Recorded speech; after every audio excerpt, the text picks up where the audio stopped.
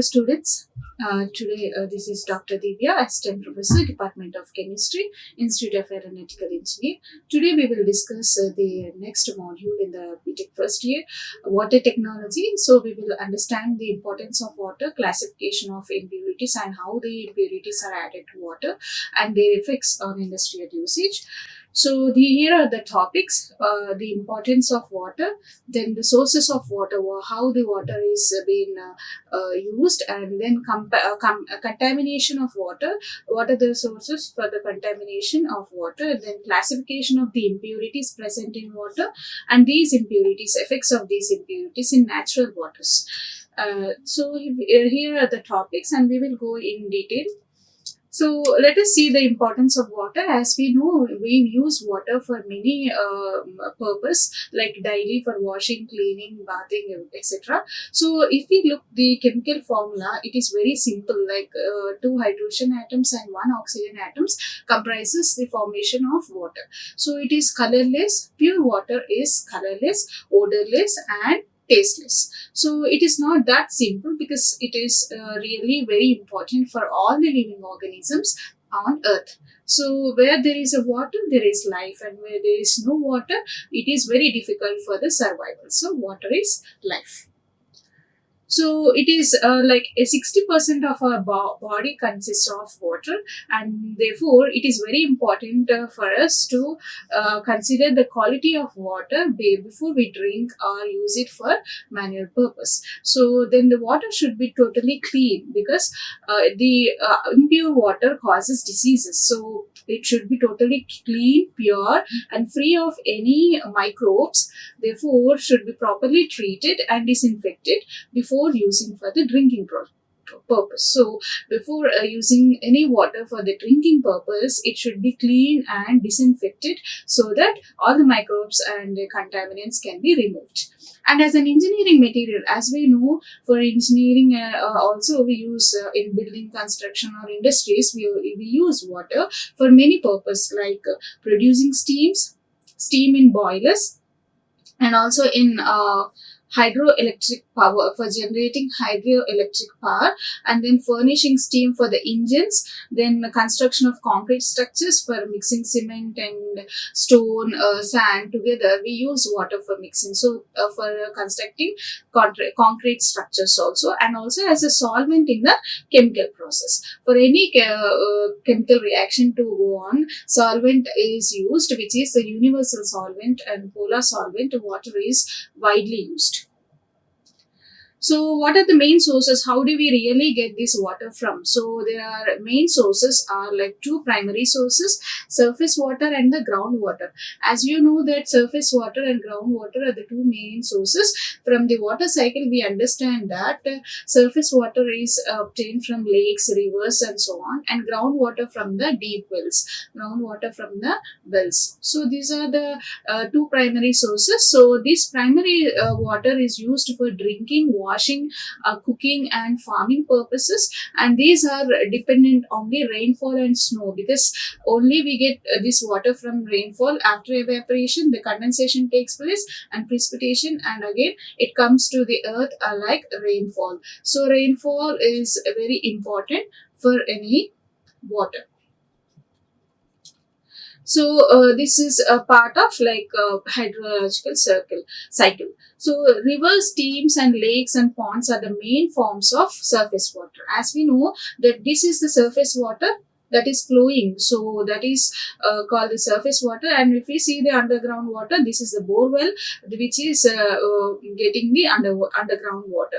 So surface waters like reservoirs and dams generates hydroelectric power. So whenever there is a rainy season, we collect surface water in the dams or reservoirs and use it for the hydroelectric power, and also supplies water for agriculture purpose, municipal, and industrial usages. So before that, like after collecting this water through rainfall, the water should be purified or remove the contaminants before using for any purposes. So how the contamination occurs? We are seeing that water will be contaminated, but how the contamination really occurs? Rainwater is very pure, purest water, purest form of water, but it gets contaminated through its journey to the earth. So how is it? Contaminated with gases from the atmosphere, and also the river water is nothing but dissolved salts. Whenever the water is forming a river, this dissolved salts will contaminate the water and having some organics like planktons of that river. Then lake water, so it has some constant composition but has high organics, nothing but plants or the plankton that is living in the water. Then seawater has high salinity, which also we know that salt is we get salt from the seawater because of its high salinity, and pathogens and organics, and also organics. So this is how the contamination occurs in the surface waters. Contamination occurs in the surface water. Then groundwaters, it is crystal clear. Generally, it is crystal clear. So, but how does it happen? Only because of our man effects, where we use pesticides for crops and some salts that also go into the ground, and some leakage, drainage leakage, something happens to the drainage, and that is how it will be high dissolved salts and high impurities from organics. So these are some of the forms where contamination takes place for the surface and underground water. So what are these effects? What happens if there are some contaminants in the water? So what happens? Water will affect, like for dissolution of rocks. So it is very important, like on earth we have rocks that contains like mineral constituents of rocks. When the rocks contains calcium, sodium chloride and calcium sulfate, they get readily dissolved in water. So this is how the rock disintegration takes place. And also hydration, when there is some water with contaminants, it gets hydrated and cause disintegration of that particular rock. See, if we see this figure, we can see there is some porosity, that is porosity on the rocks, which is nothing but disintegration. So the plain surface of rock is disintegrated. This is some different forms of disintegration. So the effect of dissolved oxygen also affects the disintegration, the rock surface, whereas that oxidation takes place and then hydration of the rocks occur, ultimately disintegrating the structure of that particular rock. Then effect of dissolved carbon dioxide. This carbon dioxide contains, it forms an insoluble carbonates like calcium, magnesium or iron to soluble bicarbonates. So for example, if we have feldspar, that will convert to clay, like nothing but kaolinite, which is nothing but the clay formation. That is, it will convert to the soluble bicarbonates. So this is how the complete ore or the rock is being converted to soluble forms. The same is depicted in this figure. As we see, the silicate rock forming, calcium silicate is forming, and then gradually the disintegration occurs. So this is the effect of water on rocks and minerals. Then classification of impurities. We are seeing that there are a lot of impurities that will be in the form in the water. But what are the different forms of impurities that are present in water? So we have to understand that dissolved impurities. What are dissolved impurities? That can be either organic or inorganic forms. What are organic and inorganic forms? Inorganic are like cations or anions. So some calcium, magnesium, sodium, alkali metals that are being present, so that will form the inorganic salts. And then anions, chloride, sulfate, nitrate, bicarbonate, fluoride and nitrate. These are some of the inorganic salts that forms the dissolved impurities. And also in the form of gases. So these gases are like carbon dioxide, oxygen, nitrogen, oxides of nitrogen, then ammonia and hydrogen sulfide. These are all like they get dissolved in water and forms the impurities. So organic salts are like water products are amino acids and proteins. So these all forms the organic impurities. So if we see this, there are a lot of impurities that are like in the form of suspended particles or dissolved gases or inorganic compounds that will be in the form of impurities in the water. So then the suspended impurities, like there are materials that are suspended dispersion of solid particles. So the solid particles are dispersed in water. See, if we see this figure, there is some dispersion of solid particles in this, because of which it is giving turbid to the water. So this forms the suspended impurities that are large enough to be removed by filtration on surface, and heavier one settles down. So if we keep it for some time, this is the heavier particles settling down, and the remaining can be removed by filtration. So these are again two types, like inorganic sand or clay, organic oil globules, vegetable and animal matter. So these are some of the suspended impurities. Then biological impurities are nothing but microorganisms, are the microbes, pathogenic bacteria, fungi, algae, which are present in the water. So what are these effects? There are many impurities that are present. So because of the presence of these impurities, there are some properties are imparted to the water. So in the point of from the point of industrial usage, we will consider what are the effects of these impurities, like color, taste and odor, then turbidity and sediments, and microorganisms, then dissolved mineral matter, then dissolved gases, silica content, oxidability capacity. So again, this is very important. Dissolved mineral matter also contains some properties like hardness, alkalinity, total solids and corrosion. This has to be considered before we use water for any industrial applications. So we will see in detail what are these different properties that are affecting due to impurities. Color. So if we see color, natural waters ranges color from pale yellow through yellowish brown to dark brown. So depending upon the impurities, there is a variation in the color of natural water. In general, it is colorless, but due to impurities, it gives color.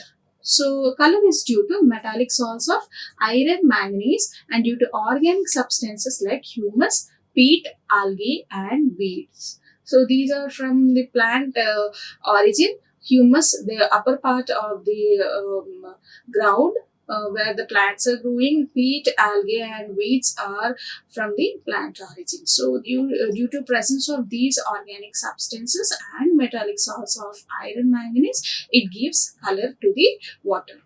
Then colored water is, so this colored water, can we use it for industries like textiles? No, because we need to form plain textile and impart our desirable color. So we cannot depend on the color of that water. So it is objectionable.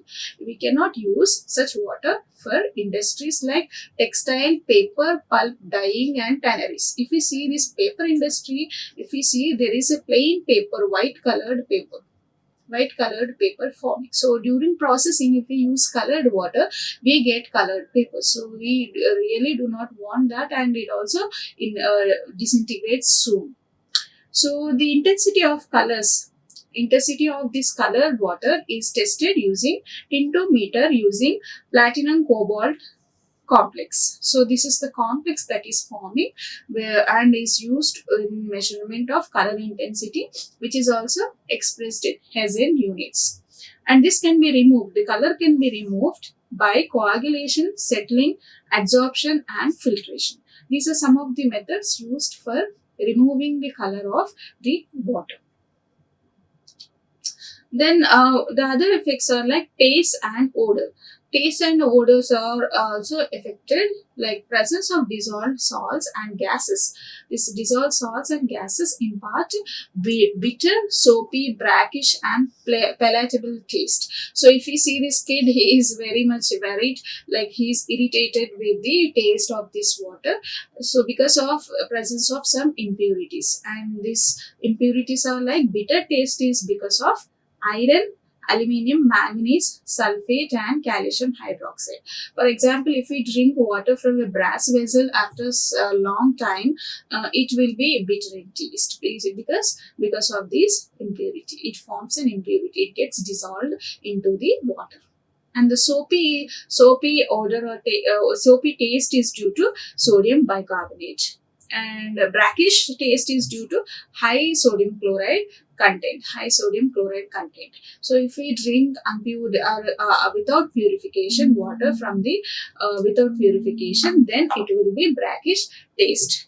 Then the odor, domestic and industrial activities are affected by the odor. If it is offensive odor, we cannot use it for any purpose. Like we will see why the odor is changing. Industrial effluents such as organic, sewage and sewage discharge, or the presence of nitrogen, sulfur, phosphorus compounds gives some odor to the water. And the metallic pollution like iron. How do we get iron into the water? Through pipelines. If we use iron pipelines, the will get etched into the water and gives different odor. So the substances like algae, peat, and bacteria also will give a different odor to the water. And grassy odor, peaty odor, offensive odor, tarry or faint odor are some of the different odors that are imparted to the water due to presence of these impurities. Then is turbidity and sediments. Turbidity is nothing but is due to the colloidal or extremely fine suspension such as clay, slit, finely divided matters, and sometimes organisms. These presence of all these will give turbidity to the water. So if we see this figure, it is a very clear, and as we increase the impurities, there it is highly turbid. This is turbid due to presence of these impurities like clay or some organic matters. This turbidity increases. Turbidity increases. And it is also like it reflects the optical properties of water. So if it is very clear, the light can pass. See from this schematic we can understand, when the light is passed through, if it is clear it can pass through, but if it is not clear it will be scattered due to presence of that particles in that water. Scattered, this light will be scattered. So that will define the optical properties of that particular water in terms of light scattering and instead of transmitting through straight lines. So the material which is porous rapidly tends to drop out of suspension and forms a sediment. So in this particular turbid solutions, there are some materials that will be sedimented in the bottom of the vessel, that is nothing but heavily like porous particles that will be sedimenting at the bottom of the vessel. So turbidity is often measured by nephelometer or turbidimeter and is expressed in Formazine turbidity units. Why we are saying formazine? Because we use a chemical called formazine while preparing the standards and the sample solutions. So it is expressed in formazine turbidity units or nephelometric turbidity units. So these are the different units that we use: FTU or NTU. So all the turbidity will be defined and expressed in the form of FTU or NTU. It has a water can have 1 FTU or 2 FTU and so on. This is how the units are expressed. Then microorganisms. So microorganisms are abundant on surface water. Why microorganisms are abundant? Because the surface water tends to grab the microorganisms and the growth occurs at 10 to 35 degrees centigrade. It has very good temperature for the growth also. So microorganisms grow at this temperature. They form coating on pipelines and thus reduce the carrying capacity. For example, if there is a pipeline for the water. So this surface water with microorganisms forms a coating. So what happens? This volume will be reduced. Reduced volume is reduced and reduces the carrying capacity of that particular water. And these organic growths are removed by settling, then coagulation and filtration, followed by chlorination, which is an important step for removing any microbes from the water. Then dissolved mineral matter. This dissolved mineral matter will be like imparting hardness to the water, then alkalinity, total solids, or corrosion. So this is how the mineral matter will affect. So if you see, there are some hard water and soft water. So when does it when is it called hard water? When it is does not form a lather. So this is the soap lather forming due to soap water. This is no lather, no foam form. So this is the hard water. Why is it called hard water? Because of presence of impurities. Because of presence of impurities. So mineral matter that affects industrial applications of water are hardness and alkalinity. So it is very important to understand the properties like hardness and alkalinity before, and also to remove those impurities so that it can be used for the industrial applications. So this is the soaps for consuming capacity of water sample, and there are two types of hardnesses. So this property is nothing but hardness. And there are two types, temporary and permanent. So we will see in detail in the next session. And then the alkalinity of water is the total substances that increase the alkaline OH minus ion concentration. So alkalinity is alkaline property will be increased. How is it increased?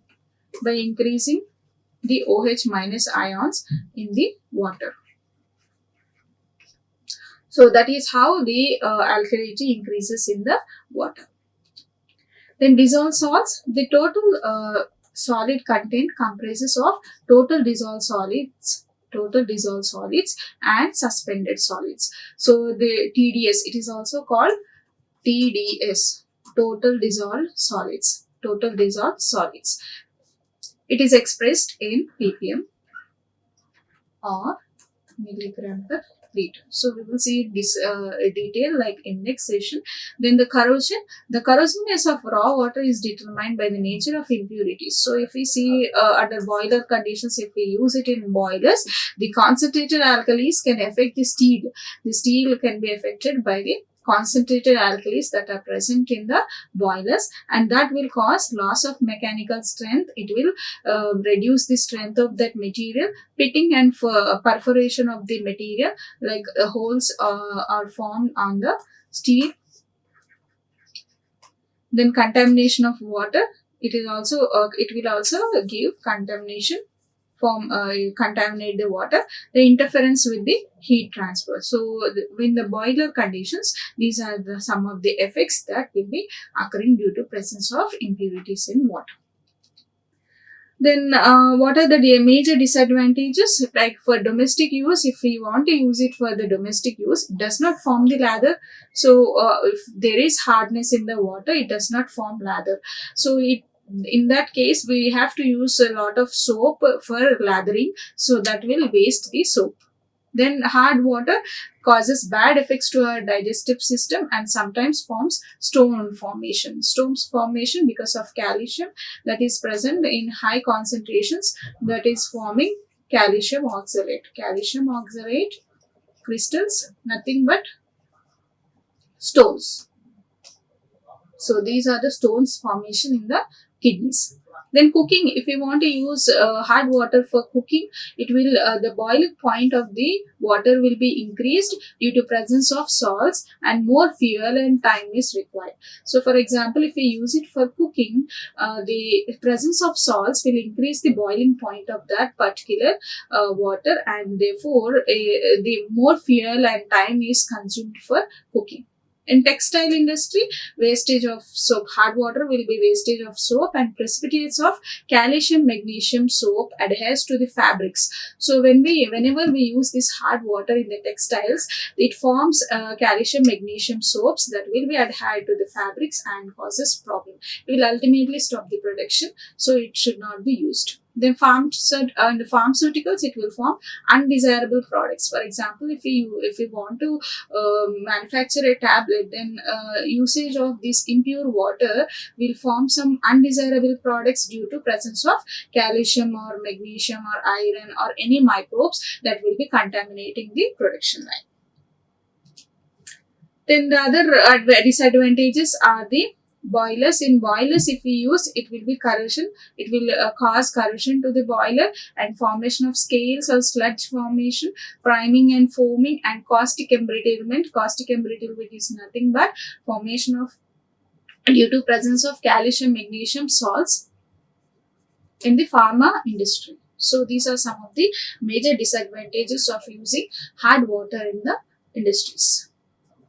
Then the other impurities are the dissolved gases. So dissolved gases, carbon dioxide, for example, carbon dioxide. Generally, rainwater doesn't contain anything. Rainwater is pure in form. But what happens during its journey to the earth? Can it pick up some gases? Yes, because the amount of picking up the gas from the through the atmosphere is very low, but to some extent it will be dissolving the gases. So, however, the lakes and rivers contain high carbon dioxide, but once it is like after rain, once it is collected in the lake or river, the carbon dioxide is high due to organic matter. So the evolution of carbon dioxide will be increasing. So that will increase the carbon dioxide dissolved in the water. Oxygen, dissolved oxygen is corrosive to iron, steel, and brass. For example, we have already studied in corrosion, the presence of oxygen will oxidize any metals. So this corrosion will take place for iron, steel, and brass metals. And nitrogen, in general, nitrogen is inert in nature, so it has no corrosive effect on metals. Then hydrogen sulfide, sulfur waters, it is also called sulfur waters whenever hydrogen sulfide is dissolved in the water. So this is very corrosive and offensive in odor, like a rotten egg smell. So the water will be rotten egg smell with corrosive nature. Then methane, well waters generally contain methane, so it is advisable to always aerate this water before we use it for any purpose. So that as we know, methane is extinguishable, is flammable. So for any domestic usage, it has to be aerated so that we can avoid the fire. Then we'll see the next one, silica content. It is nothing but the concentration of silicic acid present in water. So that will define the silica content present in the water. Then the presence of silicon dioxide in the boiler feed water forms silicate scales. So for example, if we using in the boilers hard water, so it will form some scales or sludges on the nozzles and blades of this boiler due to presence of silica. Then oxidability, contamination of water by organic substances. So whenever there is presence of organic substances, it will contaminate the water and oxidability capacity increases. So it is expressed in milligram of oxygen required for oxidizing 1 kg organic substances. Milligram of oxygen required for oxidizing 1 kg of organic substances. It is also expressed by potassium permanganate which is oxidizing. So it is spent to oxidize the organic substances. It is also expressed in the amount of potassium permanganate spent to oxidize organic substances. So these are some of the impurities that affects the usage of water in the industries. So we will see in the next session in detail how the water can be, the hardness can be removed, and the estimation of hardness, how much hardness is present in the water, and their expression, and the different types of methods that can be used for softening this particular water before we use it for the industries. So, thank you. Like, share and subscribe. Hit the bell icon for more updates.